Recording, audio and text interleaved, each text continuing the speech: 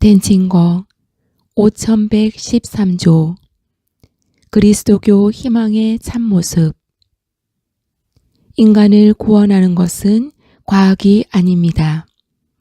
인간은 사랑으로 구원받습니다. 이는 현세에도 해당됩니다. 살아가면서 커다란 사랑의 체험을 하는 바로 그때가 자기 인생에 새로운 의미를 주는 구원의 순간이 됩니다. 그러나 곧이어 그는 자신에게 베풀어진 그 사랑 자체로는 자기 삶의 문제를 해결해 줄 수 없다는 것도 깨닫게 될 것입니다. 그것은 깨지기 쉬운 사랑입니다. 그러한 사랑은 죽음으로 무너질 수 있습니다. 인간에게는 조건 없는 사랑이 필요합니다. 인간에게는 다음과 같이 말할 수 있는 확신이 필요합니다. 죽음도, 삶도, 천사도, 권세도, 현재의 것도, 미래의 것도, 권능도, 저 높은 곳도, 저 깊은 곳도, 그 밖에 어떠한 피조물도 우리 주 그리스도 예수님에게서 드러난 하느님의 사랑에서 우리를 떼어놓을 수 없습니다. 로마서 8장 38절에서 39절. 이러한 절대적인 사랑이 이에 대한 절대적인 확신과 함께 존재할 때 비로소 인간은 개별적으로 어떠한 상황에 있든 구원받게 됩니다. 예수 그리스도께서 우리를 구원하셨습니다. 라고 하는 말의 의미가 바로 이것입니다. 그리스도를 통하여 우리는 하느님을 확신하게 되었습니다. 하느님께서는 우리에게서 멀리 있는 세상의 제일 원인이 아니십니다. 하느님의 외아드님께서 사람이 되시어 모든 사람이 그분을 두고 다음과 같이 말할 수 있게 되었기 때문입니다. 나는 나를 사랑하시고 나를 위하여 당신 자신을 바치신 하느님의 아드님에 대한 믿음으로 사는 것입니다. 갈라티아서 2장 20절. 된 증거 5114조 희망을 배우고 실천하는 자리들. 희망의 학교인 기도. 희망을 배우는 첫 번째 중요한 자리는 기도입니다. 아무도 더 이상 내 말에 귀 기울이지 않을 때에도 하느님께서는 여전히 나에게 귀 기울이십니다. 내가 더 이상 그 누구에게도 말할 수 없고 그 누구도 의지할 수 없을 때에도 하느님께는 언제나 말씀드릴 수 있습니다.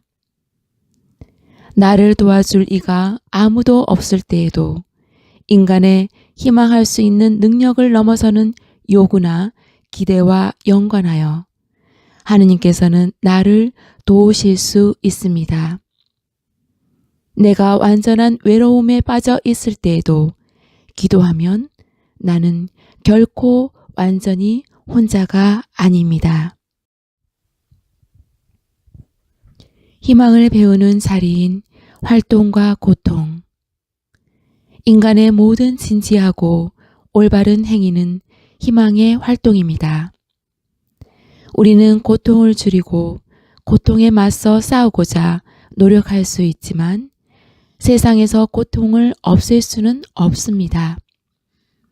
우리가 치유되는 것은 고통을 비켜 피하거나 고통에서 도망침으로써가 아니라 고통을 받아들이고 고통을 통하여 성장하며 무한한 사랑으로 고통받으신 그리스도와 일치함으로써 고통의 의미를 찾는 능력을 통해서입니다. 인간 다음에 참된 척도는 고통과 고통받는 사람에 대한 관계에서 중요하게 판가름됩니다. 개인이든 사회든 마찬가지입니다. 고통받는 이들을 받아들이지 못하고 함께 고통을 겪음으로써 그들의 고통을 나누고 안으로 견디도록 돕지 못하는 사회는 무정하고 비인간적인 사회입니다. 그러나 개인들 스스로 그렇게 할 능력이 없다면 그 사회는 고통받는 구성원들을 받아들이고 그들의 어려움을 뒷받침할 수 없습니다. 또한 개인 자신도 고통에서 정화와 성장의 길, 희망의 여정이라는 의미를 스스로 찾지 못한다면 다른 이들의 고통을 받아들일 수 없습니다. 댄칭거 5115조 희망을 배우고 실천하는 자리인 심판. 오랜 옛날부터 심판의 전망은 그리스도인들에게 현재 삶을 바로잡는 기준으로 양심의 소리로 또한 하느님의 정의로우심에 대한 희망으로 날마다 삶에 영향을 미쳐왔습니다. 그리스도에 대한 믿음은 뒤를 돌아보거나 위를 올려다보는 것만이 아니라 주님께서 되풀이하여 선포하신 정의의 때를 향하여 앞을 내다보아 왔습니다. 이러한 전망 덕분에 그리스도교는 현재에도 중요성을 지니게 되었습니다. 현대에 들어 최후의 심판에 대한 생각은 점차 희미해지게 되었습니다. 그러나 최후의 심판을 기다린다는 근본적인 내용은 사라진 것이 아니라 전혀 다른 형태를 띠게 된 것뿐입니다.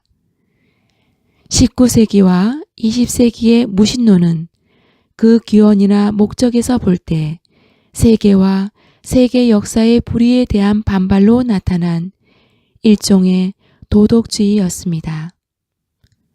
엄청난 불의와 무고한 고통과 잔인한 권력으로 얼룩진 세상이 좋으신 하느님의 작품일 수 없다는 생각이었습니다. 이 세상의 고통 앞에서 하느님께 반항하는 것이 납득할 만하다 해도 어떤 하느님도 하지 않거나 할 수 없는 일을 인간이 할 수 있고 해야 한다는 주장은 주제넘고 본질적으로 거짓된 것입니다.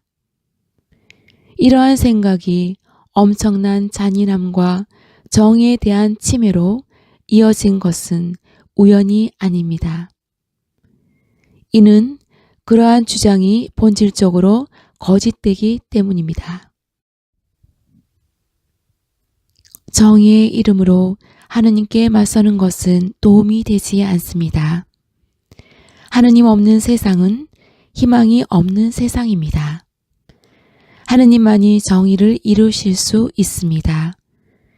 그리고 신앙은 우리에게 그런 확신을 줍니다. 최후의 심판은 근본적으로 두려운 장면이 아니라 희망의 장면입니다.